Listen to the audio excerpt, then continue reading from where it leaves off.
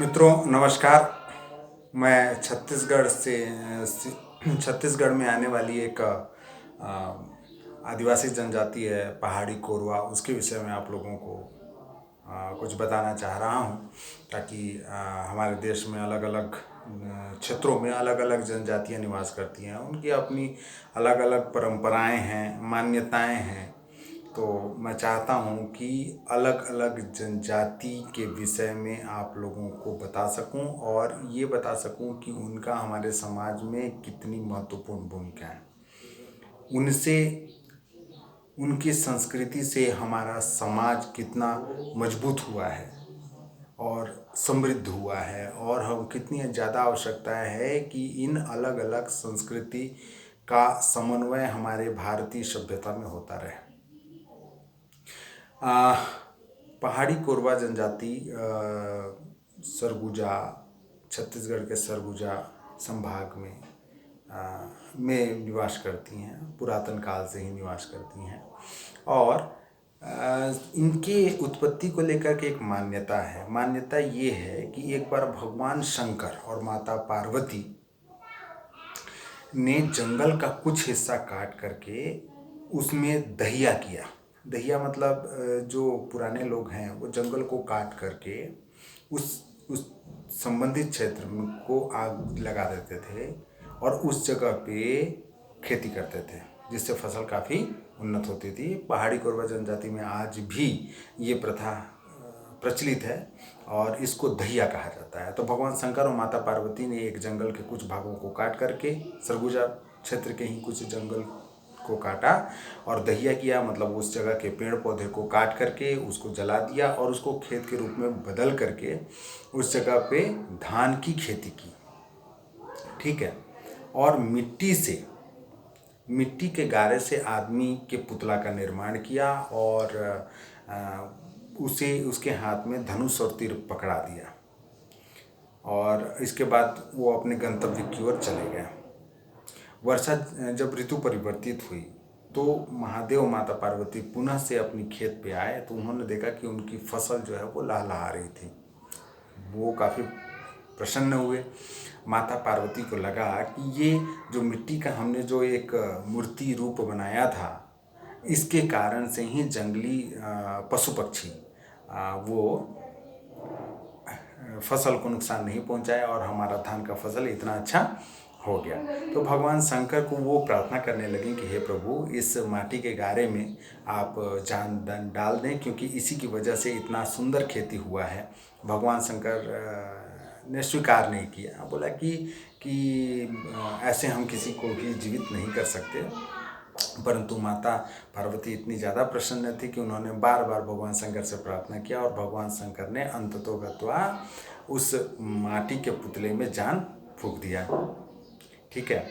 जैसे ही उसमें जान आया, वह पुतला जीवित होने के पास महादेव के पास आया, तब महादेव ने उसे कहा कि तुमने मेरे खेतों की रक्षा कोवा की ध्वनि करते हुए की है, इसलिए तुम्हारा नाम कोरवा है और इसलिए तुम्हें अब कोरवा के नाम से जाना जाएगा। और जाओ, यह जंगल में जाकर के राज्य करो। इस तरह कोरवा जनजाति की उत्पत्ति हुई। इनकी सामाजिक मान्यता इस प्रकार से है। और कोरवा की वंश उत्पत्ति को लेकर के कर्नल डाल्टन सरगुजा क्षेत्र से कुछ दूरी पर, लगभग 200 से 250 किलोमीटर की दूरी पर डाल्टनगंज नामक एक शहर है झारखंड में। आज वर्तमान परिस्थिति में झारखंड में पड़ता है। तो उस डाल्टनगंज शहर में एक कर्नल डाल्टन रहते थे, उन्हीं के नाम से वो डाल्टनगंज शहर पड़ा। तो कर्नल डाल्टन ने भी अपनी एक पुस्तक लिखी है। वो उन्होंने बोला है कि सरगुजा राज्य में बसने वाले कोरवा लोग जो हैं,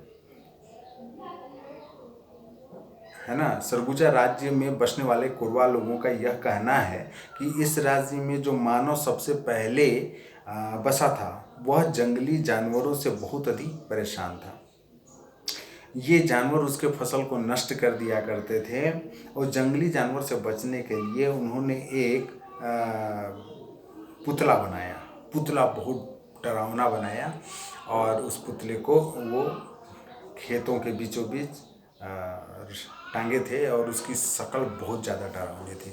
तो हुआ क्या, कर्नल डाल्टन कहते हैं कि एक देवी आत्मा उधर से गुजरी और उस देवी आत्मा ने उस पुतले में आत्मा का संचार कर दिया, जीवन डाल दिया और तब से वो कोरवा जनजाति के रूप में चलने लगे। तो ये है कोरवाओं की उत्पत्ति की कहानी। कोरवा जनजाति अब विलुप्त प्राय जनजाति हैं। इनकी अपनी अलग भाषा है, इनका सांस्कृतिक क्रियाकलाप सारे अलग अलग हैं। ये दूल्हा देव की पूजा करते हैं और देवी में खुड़िया रानी की पूजा करते हैं। खुड़िया रानी एक अत्यंत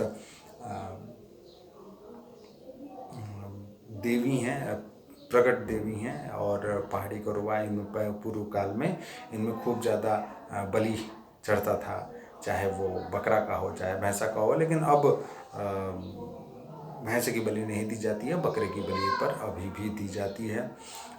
कोरवा जनजाति में जो पुरुष प्रधान ही समाज है, एक पुरुष 8 से 10 महिलाओं से भी शादी कर लेता था और परंतु वर्तमान में ऐसा नहीं है। वर्तमान में एक पुरुष एक ही स्त्री से शादी करता है।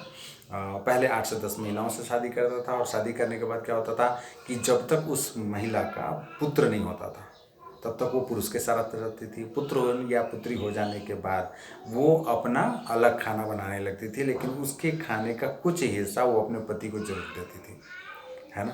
तो पहाड़ी कोरवा जनजाति अत्यंत समृद्ध है। आज भी बगीचा ब्लॉक जनपद बगीचा जनपद के कमारिमा ग्राम पंचायत में इनकी जनसंख्या बहुत है और इनकी संस्कृति बिल्कुल आपको अनछुई सी लगेगी। क्यों? क्योंकि ये आज भी गुफा में बना करके रहते हैं। आज भी इनके जो घर हैं वो अलग अलग जगह पे हैं। तो ये आज भी शहर में जाना पसंद नहीं करते हैं। तो ये बहुत बड़ी बात है, ठीक है। और इसी के साथ आप लोगों को मैं कोरवा जनजाति के बारे में जानकारी दिया। अगली बार हम किसी अन्य जनजाति के बारे में जानकारी लेकर के आएंगे और मेरा आपसे अनुरोध है कि अगर मैंने जानकारी जो दी वो आपको अच्छी लगी तो आप कृपया मेरे चैनल को सब्सक्राइब कीजिए, मुझे लाइक कीजिए और कुछ प्रश्न हो तो कमेंट कीजिए।